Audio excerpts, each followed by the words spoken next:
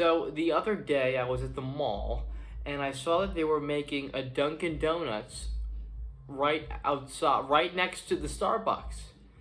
And I thought, what an impeccable rivalry, right? You have Starbucks and you have Dunkin' Donuts. It's a never-ending clash of corporate coffee and pastries. But then I thought, you know what rivalries really get my blood pumping more? Rivalries in video games. First off, we got the classic Mario vs. not Bowser, not Bowser, Mario vs. Luigi.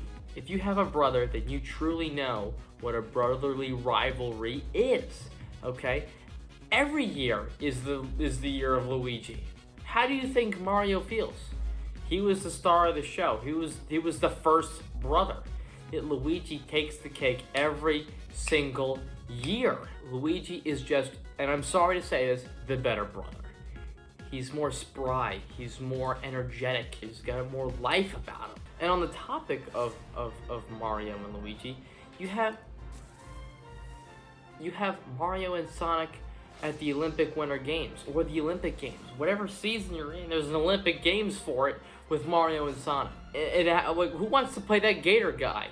I don't even know who the fuck he is. Tails? Oh my god, get out of here, dude. Ryu versus Ken, two most iconic Street Fighter characters, arguably. I mean, here's Chun-Li, and I mean, what's more iconic than those thighs? Like, I don't know. So Ryu actually means flow, and that's used by NEN users of Gaia. Okay, for example, the adjustment of Gaia flow increases very fast. The advanced version came with state of Gaia, so it raises higher damage, defending increasing amount of damage with Gaia, and NEN users is better than the advanced version of damage. So Ryu takes the cake on that one. The Pokemon games themselves, I'm gonna paint a little picture for you, okay? Hey, what's up, bro? You get a new Pokemon game? Yeah, I did, actually. Pokemon Y. Pokemon Y? Dude, have you seen the fucking legendaries? You got a rainbow deer in Pokemon X. Why wouldn't you pick that one? You got a fucking red dragon thing in Pokemon Y. Why wouldn't you pick Pokemon Y? I don't know. It's just the mod that my mom got for me for Christmas, okay? Sub-Zero versus Scorpion. So basically, the short story of the long story is that Scorpion and his whole family was in, like, his family clan was killed by Sub-Zero, but the Scorpion came back somehow. I don't know. And they're basically in this never-ending battle. You can't really pick a winner because it's never-ending, but it's a rivalry. Link versus Ganon. You can make this debate. This isn't even really like a rivalry. It's been going on for so many games where Ganon tries to get back at him every single game, and Link just stops him. I want a game where you play as Ganon and you try to stop Link from doing some stupid shit. I love Ganon, okay? Give me a Ganon game, please. You got Master Chef versus Arbiter, okay? You know, Master Chief is a legendary human, and Arbiter is like a really good elite, you know?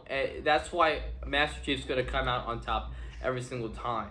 You know, that's why it really frustrated me in Halo 4 when, you know, there's Locke now, and you're like, who the fuck's this guy? He's just some random-ass Spartan 4. And then he starts fighting Master Chief, and he's actually, like, holding his own. And you're like, wait, excuse me? Master Chief should be pounding this guy into the fucking ground. This doesn't make any sense. Master Chief was a fucking bionic baby raised to be a war machine, and Locke, you know, he was trained and everything, but it just doesn't match what Master Chief is. There's no way that somebody like Locke could even hold his own against Master Chief. It wouldn't happen. Dante vs. Virgil, okay, from the Devil May Cry series, a classic, and I don't know anything about it. Cloud versus Sephiroth. Sephiroth's theme is way better than Cloud's theme. It's just better. So fucking Sephiroth. Michael versus Trevor. In the story of GTA 5, you have Michael, Trevor, and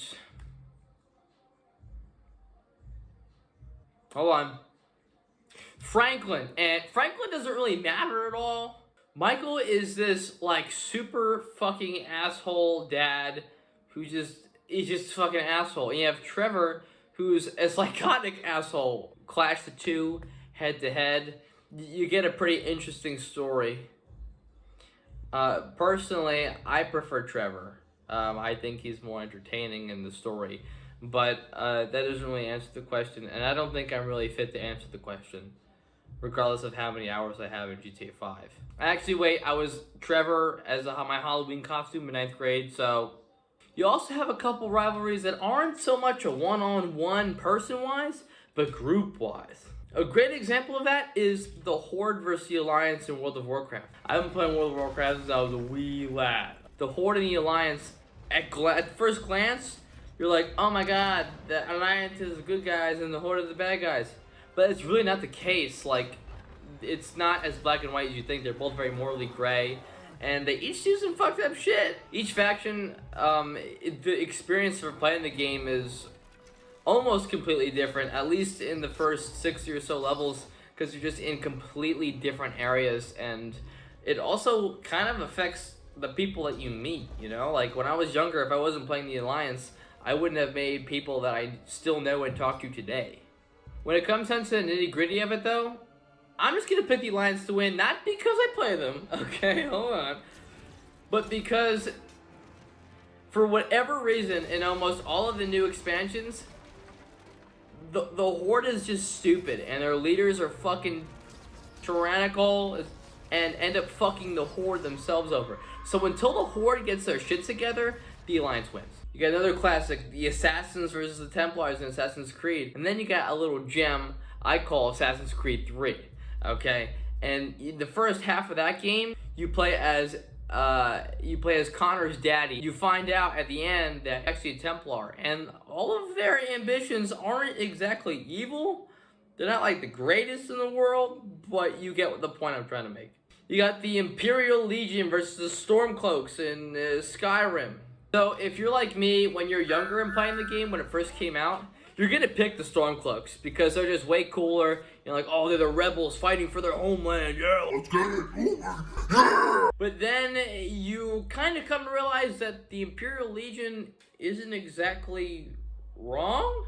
And if anything, they're kind of more justified than the Stormcloaks are. Now when I play the game, I'm typically gonna pick the Imperials because I think they actually know what they're doing. We just listed a freaking butt ton of rivalries, right? And gave very in-depth, detailed analysis of each one. However, there is one remaining rivalry. The rivalry that is the greatest of them all and surpasses every single iconic rivalry that I've listed thus far. And that's the rivalry with your friends.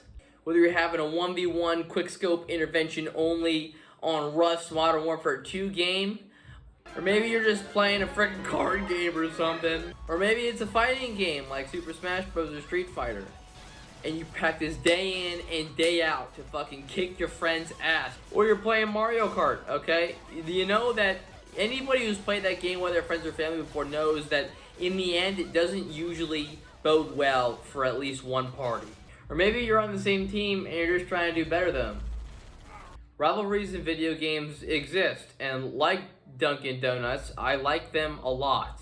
There are some fucking awesome iconic rivalries, which I did not list all of them at all. For the record, there are some other fantastic rivalries. Thank you for watching the video. It's Friday night at 10:30. Wait, no, the date is 10:30. At 7:30, and I hope you have a great rest of the day or the night or whenever you're watching this video.